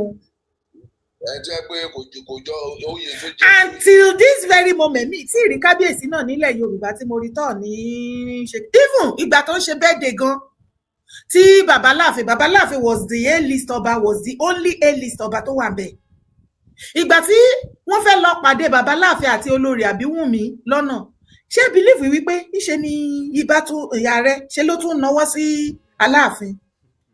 Ẹ lè padà lọ wo fídíò yẹn bọ̀ Aláàfin ò wá handshake ọwọ́ yẹn ẹ máa sọ̀rọ̀ yẹn. láti ní lọ ẹ tiẹ̀ má láti ní lọ mi ìpáláṣẹ fún yín ẹ tiẹ̀ má jẹ́ kí ibà máa yọ nínú ọ̀rọ̀ tẹ́ bá fẹ́ sọ kò sí ba nínú orúkọ tó fún kí ni ìtumọ̀ ibà kí ló ń jẹ́ bá kì í ṣe bá Gani Adams is Gani Adams. Ó da ààrẹ. ìlú òyìnbó la wà náà ṣé òyìnbó ń lo mr ni kí ló ń jẹ́ ibà. Ó dà ẹ ó dọ̀ bàbá ẹ jẹ́ ká gbé kọ́ọ̀lì yìí ó ti ń pè látara ẹ kálẹ̀ ó kọ́là. ẹ kálẹ̀ o. Ẹ kálẹ̀ sà ètò nìyẹn. Ọlọ́run á máa fún yín ṣe o. Àmì sà. Gbogbo ẹnikẹ́ni tó bá forí níbi ó máa forí ara ẹ̀. Àmì. Ipa yóò ní ká yín o. Àmì etí mi méjèèjì dẹ̀ block lẹ́ẹ̀kan náà. Gbogbo ẹni tó bá náwó ibi sí ibi ajé bá wọn ní. Bíbélì jẹ́ kó yé wa. Ó ní ẹnikẹ́ni tó bá bá wa jà ló ń fàájà. Ó ní ẹnikẹ́ni tó bá gbógun sí wa lòun ò gbógun sí. Ó ní ẹnikẹ́ni tó bá bá wa rẹ́rìn lòun ò rẹ́rìn sí. Ẹni tó bá yọ́nú sí wa lòun ò yọ́nú sí. Gbogbo àwọn tó bá yọ́nú sí wọn wá yọ́nú sí wọn. Àwọn tó bá dìde ogun sí ogun àtẹ̀yìnwá ni ó já àwọn ìdílé wọn. Ó wí ní Tolúwa wípé bẹ́ẹ̀ náà ṣe dúró ti bàbá CSI bẹ́ẹ̀ mẹyẹ tó tó wọn bẹ́ẹ̀ tiẹ̀ rí wọn rí ṣùgbọ́n tẹ́ ń gbà fún wọn ọ̀rọ̀ á dúró tẹ̀yìn náà. Àmì Jésù. Mo wá tó wá lo irú oríire tó wọlé sí bàbá Sunday Igboho ó jẹ́ breakthrough. Ẹni tó bá wà nínú ẹ̀mí á mọ̀ pé bàbá Igboho gan tó láti máa fi ṣe point of contact sí Ọlọ́run. Ní Ọlọ́run dá mi lóhùn nígbà tí mi fọkàn sí. Ẹni tó bá ṣubú tó bá dìde kó mọ̀ ìpọ́nlọ́run wà ní ìhà ẹ̀. Ẹni láyé bá gbé tí ò ṣubú kó mọ̀ ìpọ́nlọ́run wà. Irú ẹ̀ ni bàbá Sunday Igboho yẹn. Àìmọye èèyàn bí ayé sì bá rẹ̀ jẹ́ gbàgbẹ́ lọ. So mo fẹ́ dá sí tò lórí ọ̀rọ̀ tẹ̀ ń sọ. Ẹ bá wa dá sí i. Bàbá ọ̀ ni ipa yóò ní káyà àtúnyẹ́ láti gbàdúrà fún olóòrùn ọ̀rọ̀ ní àdúrà ó ti wù pé ipa yóò ní tẹ̀yìn náà ìṣẹ́ ṣe yìí ẹ̀yà gbogbo Yorùbá lẹ́nu ẹ̀dẹ̀jẹ̀ fún yín wá pé orí ni ẹ̀ kì í ṣe tì aṣáájú ni ẹ̀ kì í ṣe rẹ̀ lóòótọ́ ẹ jẹ́ ká fún un pé lóòótọ́ bàbá lè jẹ́ fún wa láti fẹ́ lọ́wọ́ gbogbo àwọn ọmọ Yorùbá àṣẹ kábíyèsí fún orí adé. Kábíyèsí o. Àwọn ọmọ tó ń tẹ́lẹ̀ kó jáde lára yìí wọ́n máa yàn wá yọjú. Àmì. Ilé ṣe fún wa ó yà wá lẹ́nu lánàá. Àwa náà dẹ̀ tí wàá rí pé ilẹ̀ Yorùbá ó ti dúró. Lẹ́yìn gangan ẹ jẹ́ kó yé wa pé ilẹ̀ Yorùbá ò níbi tó ń lọ àti dúró náà. Gbogbo nǹkan tẹ́ so mọ́ bàbá Sunday Igboho lánàá tó jẹ́ ká mọ̀ pé àwa tá à ń pariwo lásán àwa tá a wà ní kòkó tá à ń gbàdúrà àdúrà wa ń gbà lórí ilẹ̀ Yorùbá ìgbà tí gbogbo ẹ̀ bá wà ní mọ́tò gbogbo àwa tá à ń ṣe wàhálà gbogbo àwa tá à ń gbàdúrà ní kòkó ẹni tó ń gbàdúrà ní gbangba a ò ní fẹ́ ní kankan sí àwa tí ẹ̀jẹ̀ wa ń rìn ní gbogbo ilẹ̀ Yorùbá lágbára Ọlọ́run àbá Now, to Baba Dr. Gani, Bíbélì jẹ́ kó yé wọn pé Ọlọ́run ò fẹ́ ikú ẹlẹ́ṣẹ̀ kò sì kó ronúpìwàdà. Bẹ́ẹ̀ ni ìrònúpìwàdà ọkàn wa. Wọ́n sì ní àǹfààní. Torí Bíbélì jẹ́ kó yé wọn pé ẹni tó bá ń banijẹ́ tó bá dẹ́kun àti banijẹ́ láǹfààní kanlẹ̀. Irú ẹnìkan tó ṣẹlẹ̀ sí yìí. Èmi á rọ̀ yín. Ẹ sì ní àǹfààní yìí one second chance change your mindset sí ẹni yìí ẹni tọ́lọ́run bá dúró tì èyí kí n tókun tì í bàbá Sunday Igboho tẹ̀wù yẹn kì í ṣe ọyẹ wa ọgbẹ́ ló ń ṣe gbogbo kan tó ń ṣe ẹni pé gbogbo orin tó ń wọlé tọ̀wọ̀ ń ya ọdún náà lẹ́nu. Ó yà á lẹ́nu o gbogbo nǹkan tó ṣẹlẹ̀ lọ́dọ̀ bàbá Ọọ̀ni lánàá. báyìí Fáráò dìde ogun tí Mósè ó ṣègbè sínú òkun pupa ni o and I said it tẹ́bá rántí ní last call tí mo kọ́ mo ní gbogbo àwọn tẹ́ ń wò yìí next year ní ìgbẹ̀yìn wọn gbogbo àwọn tó ń ṣe pé kò Sunday Igboho tẹ́bá rántí ẹ lọ wo fídíò yín padà I mention it next year starting from January Ọlọ́run máa bẹ̀ wọ́n wò gbogbo ẹni tẹ́ bá wà nínú platform tẹ́ ń gbọ́ nǹkan tá à ń sọ yìí ẹ change ìwọ tó ń pariwo kọ́ máa wá sí bẹ́ẹ̀jì kọ́ máa wá sí kínní go and change tí o máa ń tẹ̀lé ẹni tó jẹ́ wrong person ìyẹn máa ń fà ìyá nípa kí n tó. àti wípé ìgbà ló nígbà ń lò èwo lágídí. tó bá fẹ́ ṣe rere láyé ẹ̀ turn back ẹni tó ń tẹ̀lé yẹn is the wrong person torí ẹni tó bá ní ẹ̀mí ìjẹnilẹ́sẹ̀ ìwọ wọn máa ń ṣègbè ní lọ́wọ́ Cain and Abel tí ó ṣẹlẹ̀ sí wọn. nǹkan tẹ́lẹ̀ ní ìwọ pọ̀ tó bá jẹ́ ìwé wàá rí nínú àwọn ìwé mímọ́ méjèèjì. so nílé ayé náà kẹ̀dẹ̀rẹ́ Gani gbogbo àwọn ẹgbẹ́ nígbà tí Aláàfin máa ń lo ìbá tó ń parí ìbá gan kọ́ lórúkọ ẹ̀ Ààrẹ Ọ̀nà Kakanfò nínú igbó kí lórúkọ ẹ̀ kán tó wọ ìlú níbi tó máa ń wà bí wọn nǹkan tó ń wá nínú Lagos State tó ń lọ jùkú síbẹ̀ lọ dúró níbi táwọn tó wà ní dúró sí tó ní kó máa fẹ́ jagun wàá jagun náà ni o ogun tó fẹ́ jà ẹ̀ wàá jà ó dẹ̀ ń báwọn èèyàn borí òun gbọ́ pàkiri mo máa ń sọ kíjọ́ gbogbo ẹ̀yin tẹ́ bá ti ń gbógun ti Ọọ̀ni ẹ máa ní problem ni lọ́wọ́jọ́ tó ti ń lo ọ̀pá yẹn tó bá mọ́jọ́ tó bẹ̀rẹ̀ sí ìlú wá ti rí pé ìjọ yẹn gan ṣe ti ń débẹ̀ go and change. torí ìgbà tí ó joyè Ààrẹ Ọ̀nà Kakanfò mi ò rò wípé bóyá bàbá Aláàfin gbé ọ̀pá lé wọn lọ́wọ́ o. nínú pàkiri náà máa wọ aṣọ rẹ́ẹ̀dì tí wọ́n ń wọ̀ gbogbo kàtíkórì iná yọ. ó tó dẹ̀ ní o Ṣàngó Olúkòso ọkọ ya aṣọ rẹ́ẹ̀dì ló yẹ kí ààrẹ máa wọ lóòótọ́ o torí bàbá wa Aláàfin gan máa ń wọ rẹ́ẹ̀dì. nígbà àgbà ìpínlẹ̀ àfún ẹni yẹn Gani ó sì rí second chance ẹni látàná yẹn ló yẹ kó ti ọwọ́ ara ẹ̀ bọ̀ kí tó bá tún gbógun ìgbé final something ló fẹ́ ṣe yẹn I'm telling you àtàwọn ọmọ ẹ̀gbọ́n ẹni pọ̀jù tó bá gbógun after ìtànà tá a rí gbogbo ayé rí yìí parun ló ń wá ẹ máa gbé tó lọ Ọlọ́run á máa fún yín ṣe. ẹ ṣé bàbá mi God bless you. ẹ kálẹ́ o ẹ̀yin tèmi lórí TikTok tẹ̀sẹ̀ darapọ̀ ṣe fẹ́ bá wa dá sétò ká tó tẹ̀síwájú. ẹ sì máa bẹ́ tó bọ̀ èyí dára ẹ kálẹ́ sà ẹ ṣé lórí gbogbo bá ṣe ń sọ̀rọ̀ yẹn ẹ̀yin èèyàn mi tó bá ní tí Ọlọ́run bá wà lẹ́yìn èèyàn kò sí nǹkan tí ènìyàn fẹ́ ṣe ẹni tí Ọlọ́run bá fẹ́ òun lọmọ ènìyàn fẹ́ òun lọ̀rọ̀ ṣe Sunday Adéyẹmọ Ìgbòho mo dẹ̀ fẹ́ kí gbogbo wa kí a ti ara ìrìn àjò ṣe Sunday Adéyẹmọ Ìgbòho a máa rí ẹ̀kọ́ tó pọ̀ ńbẹ̀ a máa rí kọ́ àwọn ẹ̀kọ́ tó yè kooro tí a lè fi kún ìrìn àjò ayé wa kọ́ ẹ̀kọ́ ń bẹ o ẹ̀kọ́ wà ń bẹ o má kàn jẹ́ wípé gbogbo nǹkan tá à ń wò yìí wípé ó kàn ń gbọ́ lásán ni má gbọ́ lásán jọ̀ọ́ nítorí Ọlọ́run ẹ jẹ́ ká gbọ́ nǹkan tí ààrẹ sọ bí.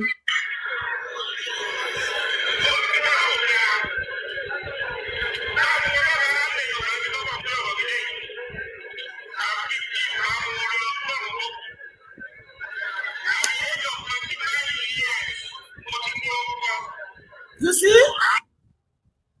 Ààrẹ ní at the age of 25 years làwọn ti lórúkọ tí ọmọ 40 years gan ò tiẹ̀ ní tí ẹlòmíì gan wọ 90 tó fi jáde láyé kò ní. Tẹ́lẹ̀ máa wo bí Ọlọ́run ṣe ń kẹ́ Ààrẹ Ganiyu Ige Adams láti 25 years ni wọ́n ti ń gbé wọn sí àwọn ipò kàǹkàkàkà tó jọjọ́ orí wọn lọ táwọn tó lè bí wọn lọ́mọ tó yẹ kó wà ń bẹ̀ kí ẹ lè mọ̀ wípé Ọlọ́run gbà fún yín ní àsìkò yín. Ọlọ́run gbà fún yín ẹnìkan kì í jẹ́ kí lẹ fẹ́ ẹ jẹ́ a máa gbọ́.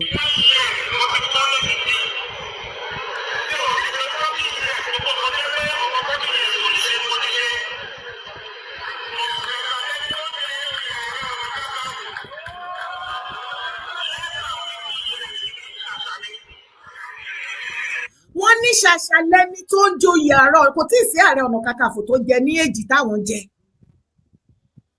Èjì tí àwọn jẹ Ààrẹ Ọ̀nà Kakanfò kò gbogbo Ààrẹ Ọ̀nà Kakanfò tó ti jẹ lánàá kò tí ì sí ẹni tó jẹ ní èjì táwọn jẹ tó já sí wípé is the first tó máa jẹ Ààrẹ Ọ̀nà Kakanfò ní èjì yẹn ara oore náà sì tún ìní.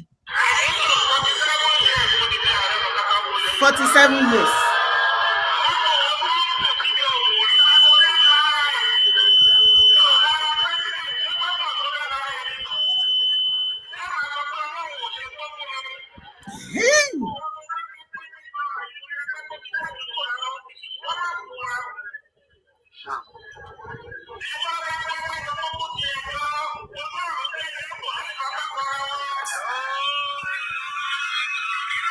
Ẹjọ́ kí ni ìwọ àti èmi ta ti sọ láti ọjọ́ ẹ̀ láti ìgbà tí ààrẹ ti gbógun ti Ìgbòho kí láriwo tá ń sọ kí ni nǹkan tá ń sọ ojú ọ̀run yìí tẹ́yẹ fò láì fapágúnra wọn. I need more security organization. I need wọn mọ́ nílẹ̀ Yorùbá ní ọ̀nà tó tí èkóró tí ò ní dá wàhálà alẹ̀ because bí nǹkan ṣe ń lọ kò sẹ́ni tó mọ ibi tí ọ̀rọ̀ Nàìjíríà máa padà já sí. Kò sẹ́ni tó mọ ibi tí ọ̀rọ̀ yẹn máa hẹ́ndì sí. Bọ̀ kómídèkómí kò wá ní jẹ́ pé ìgbà tí ogun yẹn bá wá wọ ẹnu ọ̀nà wa láṣẹ̀ṣẹ̀ máa rán nẹ́tàskẹ́tà ẹ jẹ́ kí àwọn èèyàn kí wọ́n kóra wọn jọ. Ẹ jẹ́ káwọn sisters àwọn brothers wa tí Ọlọ́run tó ní ẹ̀mí warrior lára láti defend ilẹ̀ bàbá wọn. Kì í ṣe ìgbà tó gún bá dé láṣẹ̀ṣẹ̀ máa sáré ẹ jẹ́ ká prepare sílẹ̀. Because ọ̀rọ̀ Nigeria, especially nǹkan tó fẹ́ ṣẹlẹ̀ ní next year presidential election, nobody knows. Nobody.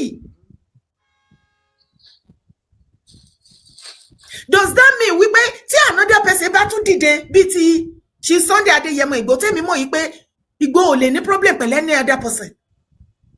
Ṣé bí ààrẹ ṣe gbógun ti Ìgbòho yìí ló ṣe máa gbógun ti ẹni yẹn? Àìmọye àwọn brothers wa mí náà fẹ́ kóra wọn jọ bọ̀ bẹ́ ṣe ń ṣe pẹ̀lú Chief Ìgbòho nísìn ó ti ń dẹ́rù bà wọ́n torí ẹ̀mí wọn ò yí bí ti Ìgbòho. Kò ń ṣe gbogbo èèyàn ló lẹ́mi wàhálà tẹ́ ń fi Ìgbòho dá lára yẹn Ọlọ́run tí ẹ dá ni. Ààrẹ ẹ ti sọ nísìn wípé ẹ̀yin o ẹ bá Ìgbòho jà àti ìrú ẹkùn. Bàbá wa Onírìṣà wọ́n ti endorse ó ti cover gbogbo ọba. Bàbá wa Láàfin wọ́n tún support pẹ̀lú owó. Gbogbo ọmọ Ìgbòho ó yẹ ọjọ́ tẹ́ bá ṣe Ìgbòho day ẹ pé Ìgbòho ẹ ní láti fún ní nǹkan o because the way and the rest of your state the way tí Ìgbòho ṣe ń promote Ìgbòho àti the rest of your state kò ṣe kékeré o. Is your golden son o ẹ jẹ́ amọ́tẹ̀ kúrò ká fi tẹ̀gọ̀ kúrò ká tún fi tẹ̀gọ̀ sí ó ń promote yín o ó lè má lè ṣe individual ẹnìkankan yín bóyin kọjọ́ ó ń jẹ́ kí gbogbo àgbáyé mọ irú èèyàn tẹ́ jẹ́ ìṣẹ̀dá tẹ́ jẹ́ ẹni ire tẹ́ jẹ́ ṣe bẹ́yìn Ìgbòho ẹ má flag ẹ fi mẹ́ta yìí náà lẹ́ ẹ fèèyàn mẹ́ta péré sílẹ̀ fún mi ṣe bí inú Ìgbòho ló ti wá gbogbo ibikíbi tó bá lọ adẹ̀ ń gbọ́ Ìgbòho Sunday Ìgbòho kò sẹ́ni tó ń dárúkọ ìlú mi bẹ́yìn àbá ń dárúkọ ìlú tiẹ̀ bẹ́ẹ̀. Èèyàn mélòó ló ti kúrò nínú Ìgbòho town tó wá sábrọ̀dà àbí tó wà Nàìjíríà tó jẹ́ politician àbí tó jẹ́ lọ́ba tó jẹ́ níjòyè tó promote orúkọ yẹn bí Ìgbòho ṣe ń promote yín mi tí ì rí ṣebí ọba pọ̀ ń bẹ̀ ìjòyè wà àwọn àìmọye politicians ló wà ń bẹ̀ èmi ò tí ì rí ọmọ kan tó jáde látọ̀dọ̀ yín àbí àwọn kan tó dìde bóyá wọ́n wà labroad tí wọ́n wá ń ṣe àwọn nǹkan kan tí wọ́n á di Ìgbòho sí orúkọ wọn tí wọ́n promote gbogbo Ìgbòho tó ń gbé káàkiri àgbáyé torí lórí Google báyìí gbogbo àgbáyé ti mọ̀ Ìgbòho And Igbo is located in Nigeria, in Oyo State. Ẹ wo bó ti promote Ọ̀yọ́ káàkiri. Èmi dẹ̀ mọ̀ wípé ọ̀pọ̀lọpọ̀ nǹkan tí kò yé bàbá wa Aláàfin Ọ̀wádé nígbà tó ṣẹ̀ṣẹ̀ dé, ó ti yé bàbá. Mo wá fẹ́ fi àsìkò yìí, mo fẹ́ fi sọ fún gbogbo ẹ̀yin tẹ́yin bínú, bóyá ẹ̀yin bínú sí bàbá wa Aláàfin àbí bó ṣe ìbàdẹ̀ bínú mọ́. Ẹ má jà bínú. Egbe ti regbe. Bàbá ti pe ọmọ rẹ̀. Aláàfin ti pe ọmọ wọn, ọmọ Adéyẹmọ, Olú ọmọ Adéyẹmọ Ìgbòho. Bàbá wa Aláàfin àti Ìgbòho wọ́n sì wà dáadáa. Stefani tó support ìlú ẹkùn. Kò sí jà, kò sí wàhálà, kò sí ìkùnsínú kankan, kò sí họ́wù kankan. Everything is very, very okay now. Ẹ jọ̀ọ́ nítorí Ọlọ́run. Anytime tẹ́ bá rí ẹ̀yin ọmọ Ọ̀yọ́, tẹ́ bá rí tí Ìgbòho bá ń sọ̀rọ̀ ní any palace, ẹ má times ẹ pé bí yá bàbá Aláàfin ló ń sọ̀rọ̀ sí. Ẹ jọ̀ọ́, ẹ jẹ́ ká jẹ́ kó gun omi. Ẹni ọ̀rọ̀ tó bá sọ, wọn ò tàbùkù bàbá Aláàfin.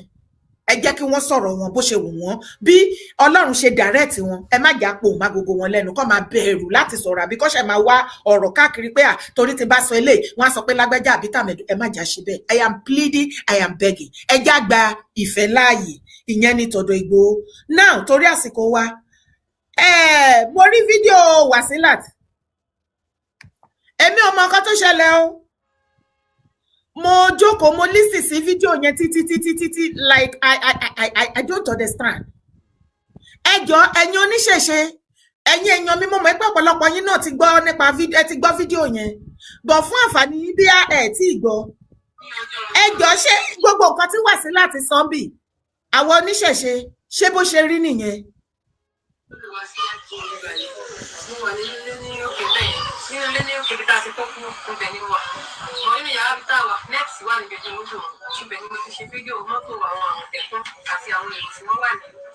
Títí káàkiri tí wọ́n ń bọ́dẹ olóògbé kọjá níbí báyìí.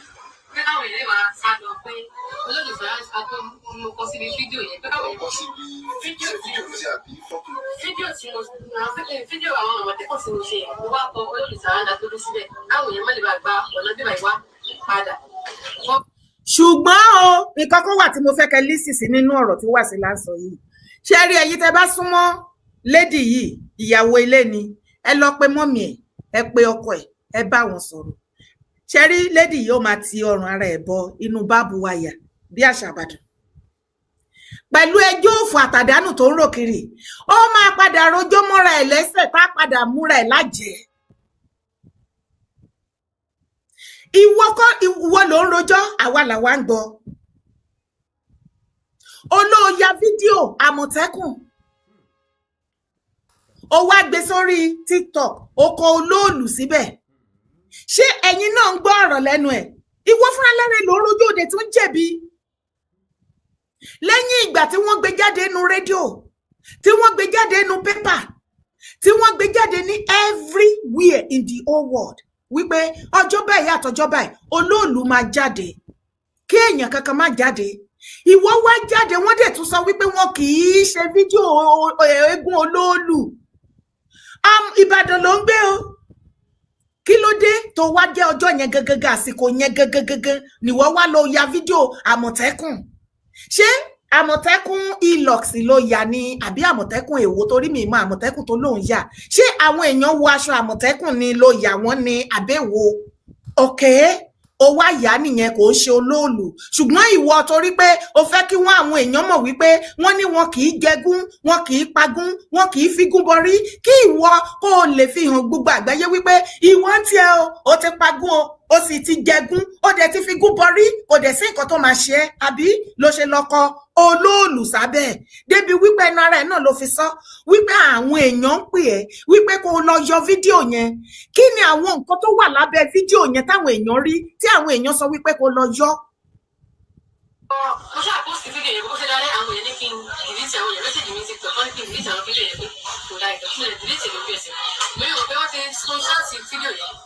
Wọ́n ṣáà wá bá mi lọ́jọ́ Saturday, lọ́jọ́ Friday ní ilé ọwọ́ ọ̀sán, mo ṣe lọ́wọ́ mi àwọn Sokoti. Ẹ jọ̀ọ́ ṣé bàbá Sokoti alágbẹ̀dẹ tíátíá ẹ̀?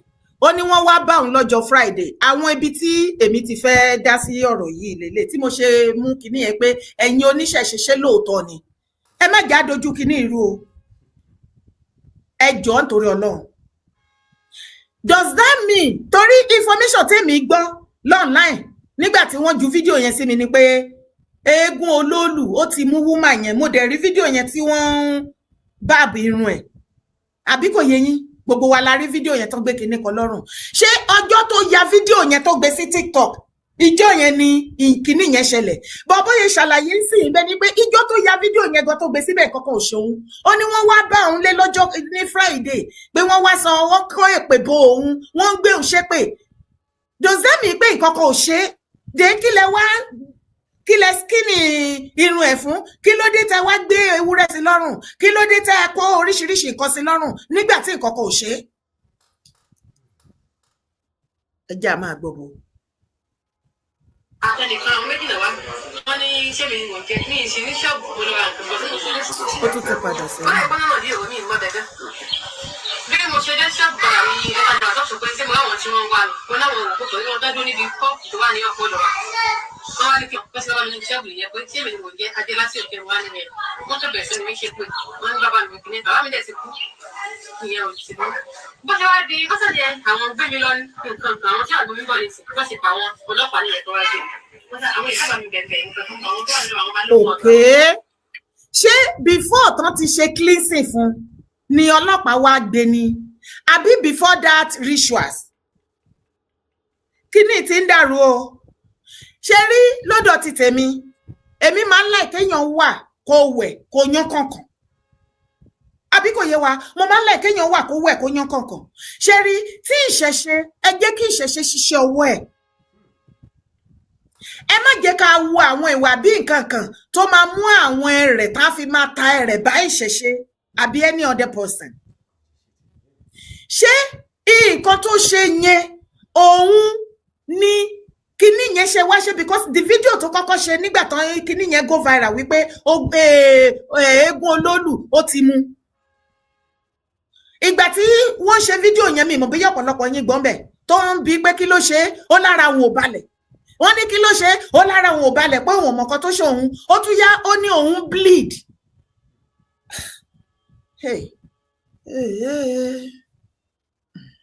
ṣé kó tó lọ sí police station ni àbí after tó ti police station dé. wọ́n ní kò sọ̀rọ̀ mẹ́ káwọn náà bẹ̀rẹ̀ bó ṣe wá di àwọn adébí ọ̀rẹ́ méjì ní Sókótó akọ́kọ́jà àwọn òde ọ̀dà wọn ìlẹ́gbẹ́ ní ìròyìn ajé tí wọ́n gbé mi lọ́dọ̀ àwọn kábíyèsí kan wọ́n ṣàpàyọ pé ẹ̀rù ìbàdàn ní káwọn bá gbé mi wọ́n ìbàdàn ní káwọn bá mi rí ìbàdàn ní káwọn bá mi rẹ àwọn mi yóò sẹ́wọ̀n lẹ́wọ̀n máa sẹ́wọ̀n bẹ́ẹ̀ tí mo ṣe yí ìwẹ̀ wọn ni yóò jà sí nǹkan kan pé torí èyí sí wẹ̀ ẹ̀rù ìbàdàn ló ti lọ́wọ́ sọ́wọ́ mi kan wọ́n ṣàmú mi lọ mú mi lé ẹ̀kú tí ẹ̀kú lẹ́mú bẹ́ẹ̀ wọ́n ní àwọn ìṣọ́ mi ní kí wọ́n gbé mi lọ sí police station padà pé àwọn ò dàrú kí n wọ́n ṣàtẹ̀dọ́jọ́ sátọ̀dẹ̀ wọ́n ní wọ́n kàn gba bẹ́ẹ̀lì wọ́n mi jáde síbẹ̀ mo sún bẹ̀ mọ́júmọ́ mo sọ akókò mọ́júmọ́. ó sún akókò mọ́júmọ́ torí pé ó ṣe fídíò tó kọ̀ọ̀kan pé olórí sàrà àwọn àdá tó lọ. àpapọ̀ lásán onínú fídíò yẹn kò sí lórí gẹ́gẹ́ nínú fídíò yẹn. mi ìmẹ́ tó dé lódùgá mi ìrẹ́ àwọn èèyàn tó fún wọn lódùgá ń bẹ̀ àwọn tó dúró káàkiri àwọn ọmọ tó wọ́n. o ò mọ olóòlù o torí ó ṣe àfàyẹ nítorí ó ṣe fídíò olóòlù lásán it's not a problem. ẹ̀yin sìn èmi mọ ibi tẹ́ ń drive láti lọ torí àwọn information oríṣiríṣi ti dọ́dọ̀ tèmi for sunny days ìgbé ẹ̀yin àfà kan ẹlẹ́fẹ́ gbé ọ̀rọ̀ yẹn lọ sí court there is no problem. ilé ìyá Ọ̀ṣun tó lọ bẹ ọ tó ń bọ Ọ̀ṣun tẹ́ ẹ dáná sun ṣẹ́díyẹ ti tọ̀ torí ẹ má ṣe bẹ́ẹ̀ ni wípé ẹ̀yin nìkan lẹ́mọ̀ ẹ kálẹ́ o. ẹ kálẹ́ mà mo fẹ́ dá sí ọ̀rọ̀ ọmọ Wàsílà yìí. yes ma à ń gbọ́ yín ẹ bá wa dá sí torí mo rí lè fẹ́ mọ kí kókó tó ṣẹlẹ̀ mẹ́yẹn. ṣé rí bọ̀bọ̀ kan tó ń jẹ́ Kings Adi ó ti gbé kinní yẹn jáde láàárọ̀ tó ọmọbìnrin yẹn táwọn oníṣẹ̀ṣe ò bá kọ́ lọ́gbọ́n àwọn èèyàn ò ní gbọ́n toró ti jáde wípé ara àwọn òpọ̀ òun ò da ẹ̀jẹ̀ lára àwọn oníṣẹ̀ṣe àwọn olóòlù ni wọ́n sọ fún òun pé kóun sọ bẹ́ẹ̀. nǹkan tó ṣẹlẹ̀ ni pé nígbà tí incident yẹn ṣẹlẹ̀ wọ́n ní wọ́n ní kó kó bring ìkíní ẹ̀ down ó bring ẹ̀ down wọ́n wá lọlé wọ́n lọ trace ẹ̀ wọ́n get ẹ̀ tí wọ́n get ẹ̀ bàbá kan lára àwọn olórí olóòlù yẹn ó wá ní kó má lọ fi ọwọ́ ìbínú bá kó má lọ nà án ní nǹkan wádìí má gbé kí ọlọ́pàá wá gbé lọ ọlọ́pàá bẹ́ẹ̀ ni mà ọlọ́pàá wá gbé lọ ní ọjọ́ Friday nígbà tó di Saturday wọ́n wá release ẹ̀ bẹ̀tẹ̀ wọ́n náà máa ṣe ètùtù fún nígbà yẹn ó ní ara àwọn ò balẹ̀ bí ẹ̀jẹ̀ ń dà lára wọn bẹ́ẹ̀ nígbà tí wọ́n ti wá ṣe ètùtù yẹn fún tán ó wá padà sílé ló ṣẹ̀ṣẹ̀ wá sọ pé nǹkan kó o ṣe òun o ara àwọn ò gbọ́n o ẹ̀jẹ̀ ò jáde lára àwọn nǹkan tí wọ́n ní kí. tó já sí wípé nǹkan táwọn kan ti sọ fún wípé kó sọ. bẹ́ẹ̀ ni mà tó ọmọ yẹn mi ò fẹ́ kú ẹ̀ torí èmi náà bí tèmi o ní fojú sunkún ọmọ òbẹ tí wọn bá kọ ní ọgbọ́n mà tó bá tún di next year kan bá tún gbé òòṣà yẹn jáde àwọn nǹkan tún máa jáde tẹ bá dẹ̀ rí bó ṣe múra ń sìn ẹ rí pé mùsùlùmí ni àti orúkọ ẹ̀ so she did it intentionally so tí wọn bá kọ lọ́gbọ́n ìwọ̀n wí ọ̀dì ọjà ẹlòmíì tún máa ṣe ó ṣe rí nìyẹn beauty ó dàárọ̀ mà. ẹ ṣé ìyá mi God bless you mà ẹ pẹ́ fún wa. ṣẹ́yìn náà ń gbọ́ ẹ̀yin èèyàn mi ẹ̀yin oníṣẹ̀ṣe tẹ́ bá wà láyìíká ẹ jọ̀ọ́ ẹ bá wa dá sí kinní because lady yìí báyìí èṣù ń gbénu lady yìí ó dẹ̀ pé kò mọ̀ nǹkan tó ń ṣe àwọn kó mọ̀ pé àwọn àfáà kan ti wà lẹ́yìn tó ń ti bèbí lady yìí ó fẹ́ dá wàhálà alẹ́ nílẹ̀ kó o tù báyìí o ó ti fẹ́ dá wàhálà alẹ́ o like play o ó fẹ́ dá wàhálà alẹ́ o ẹ kalẹ́ sà. mo kí ọkùnṣe takuntakun. Yes sir. Lórí lady yẹn etiquette of course kò yẹ ká máa ṣe àfojúdi kò dáa ní gbogbo ọ̀nà gbogbo ìhùwàsí wa àfojúdi kò dáa ṣùgbọ́n tó bá jẹ́ pé ohun tí mo ti ń gbọ́ látẹ̀kan pẹ̀lú tí woman yìí sọ etiquette mi now there is anything to go by àwọn oníṣẹ̀ṣe wọ́n ti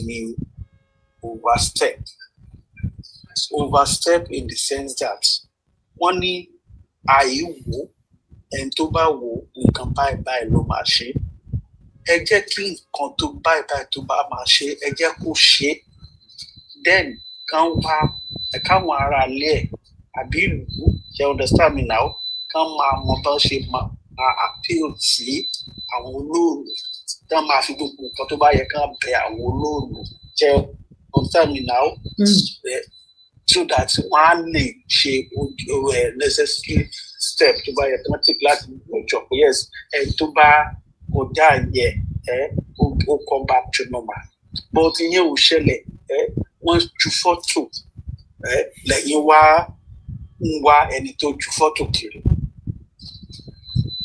repercussion pé àìṣe ohun tójú ẹ̀ bá rí ó jẹ́ kọ́kọ́ rí náà kó máa wẹ̀yìn kiri káwọn ẹbí ẹ̀ máa wẹ̀yìn kiri pé ẹ dákun ẹ má bínú ọmọ yìí ló ṣàṣẹmọ́ ṣe náà bóyá ara ló ń wú ni o bóyá ẹ̀jẹ̀ ló ń dun ọ̀tá ẹ̀ ní tàbí kíní kan ṣe understand kò sí yẹn ẹ̀yin wá ní pé wọ́n send the photo understand now ẹni tó send the photo yìí ń wá lọ sílé ìyẹn ìwà ó tó kù díẹ̀ káàtó ìwà òkú ẹ ti understand me now yeah repercussion. ẹ má bínú sà tẹ́ bá fẹ́ jẹ́ ká dá sí ọ̀rọ̀ ká yanjú ẹ má jà insult any party. bẹ́ẹ̀ni ká lè rọ́rọ̀ yẹn yanjú. ibi tí mo bá ti wrong ẹ má bínú. ẹ má insult àwọn oníṣẹ̀ṣe. mo understand ẹ get me now. ṣùgbọ́n anyway ẹ máa bá bọ̀. ẹ má sọ̀rọ̀ yín lọ èmi kàn ní kẹ́ má insult oníṣẹ̀ṣe ni. ibi tí mo bá ti wrong ẹ get me ọmọdé mo. No problem ẹ go ahead. Yeah.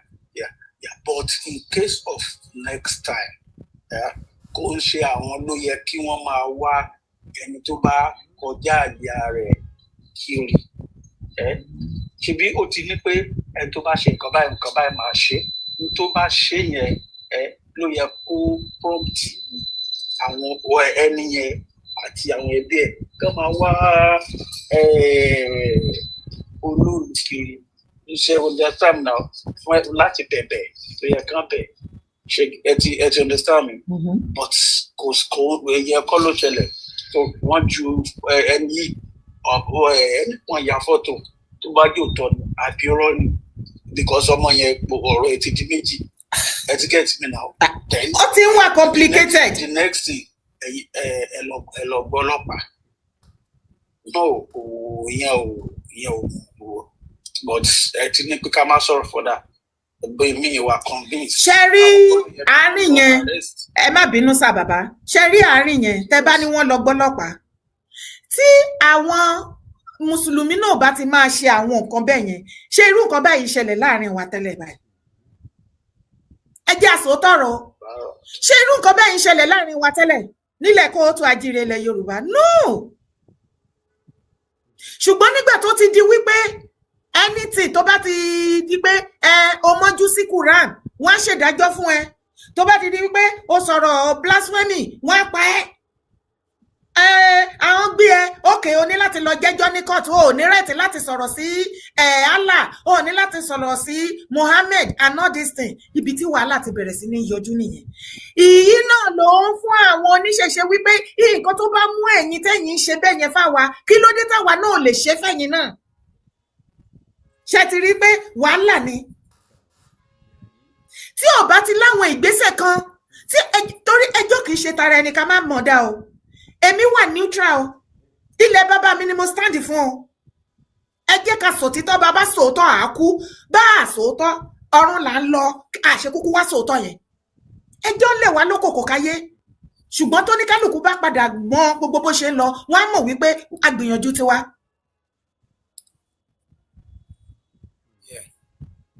ẹ̀ka lẹ́sẹ̀ fẹ́ dá sí ni.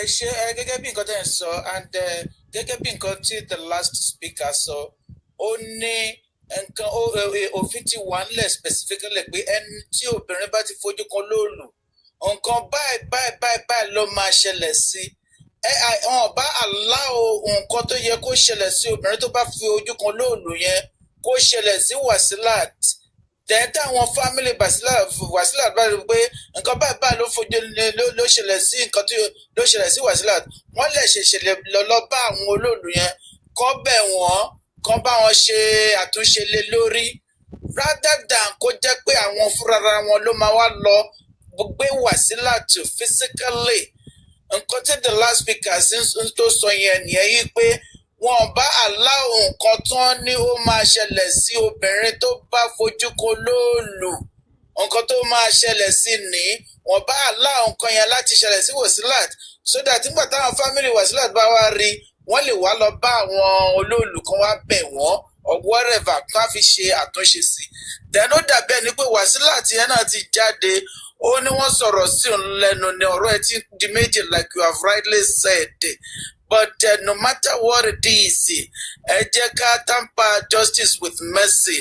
Kó má di pé ẹnu gan tó máa ń run àwọn ẹ̀bẹ̀kún àwọn oníṣẹ̀ṣe pé àwọn ò ti sọ pé àwọn òṣẹ̀ṣe wọn kì í gbẹ́bẹ̀. Kò sí ibi tí tó bá ti involve ẹ̀mí, èèyàn láti tender justice náà ní pẹ̀lú mercy. No matter what it is, ó yẹ kó jẹ́ pé repercussion ni ó. Kò nídìí pé wọ́n ṣẹ̀ṣẹ̀ wá kógun lọ pé wọ́n wá lọ sílé Wasilat physically wọ́n wá lọ sí lọ mú owó fún Wasilat fàrífà yẹn fúnra wọn bá aláwọ̀ nǹkan tó yẹ àwọn èèyàn fẹ́ rí i pé bóyá lóòótọ́ ni pé ẹni tó bá tó bá fún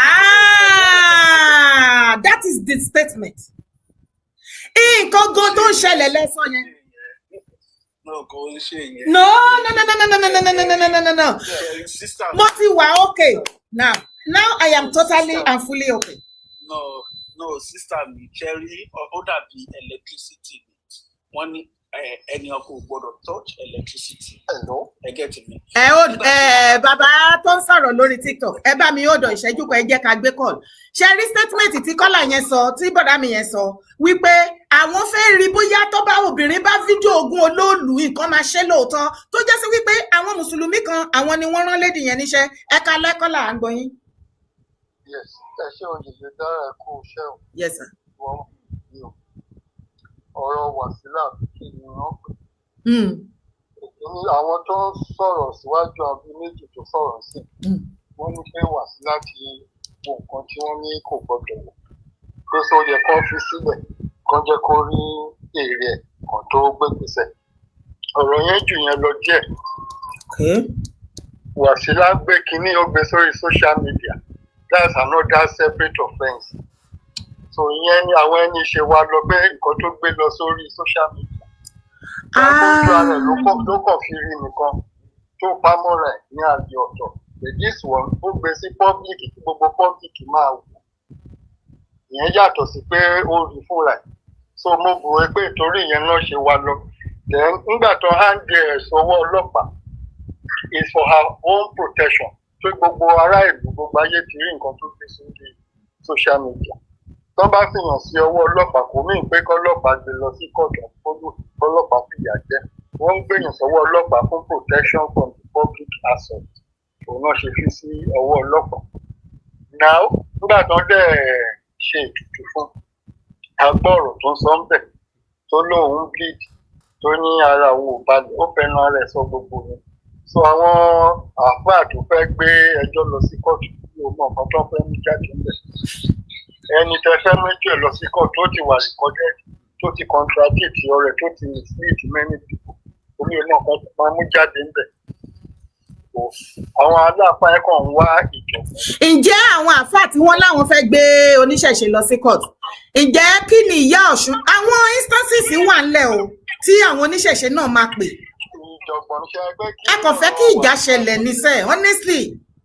Kí ọ̀rọ̀ Wàsílà tó ṣẹlẹ̀ náà ti lérí pé olóòlù kó lọ ṣe. Yes, gbogbo èmi gan dẹ́sí tó ń sọ wípé olóòlù obìnrin wo ni ògùdọ̀ wá kíní kan then pẹ̀lú àwọn èèyàn mi méjì tó wà pẹ̀lú mi lórí TikTok from this statement wọ́n ní àwọn fẹ́ rí ọ̀pọ̀lọpọ̀ náà ló ń kọ́ wípé kò yẹ kí oníṣẹ̀ṣe ṣe ìdájọ́ lọ́wọ́ wọn kán gbé ìjà wọ́n láwọn ò fẹ́ kí oníṣẹ̀ṣe kó gbé ìjà onílẹ̀ wọ́n ní kò yẹ kó oníṣẹ̀ṣe kó gbé ìjà olóòlù kó lóòlù ṣe kí ni olóyè kó gbé ìjà rẹ̀ kó fìyà jẹ Wàsílà dé kí ló dé tí ẹ̀yin mùsùlùmí náà tí wọ́n bá sọ̀rọ̀ nípa Quran àbí Islam kí ló dé tẹ máa ń gbèjà Muhammad tẹ máa ń gbèjà Allah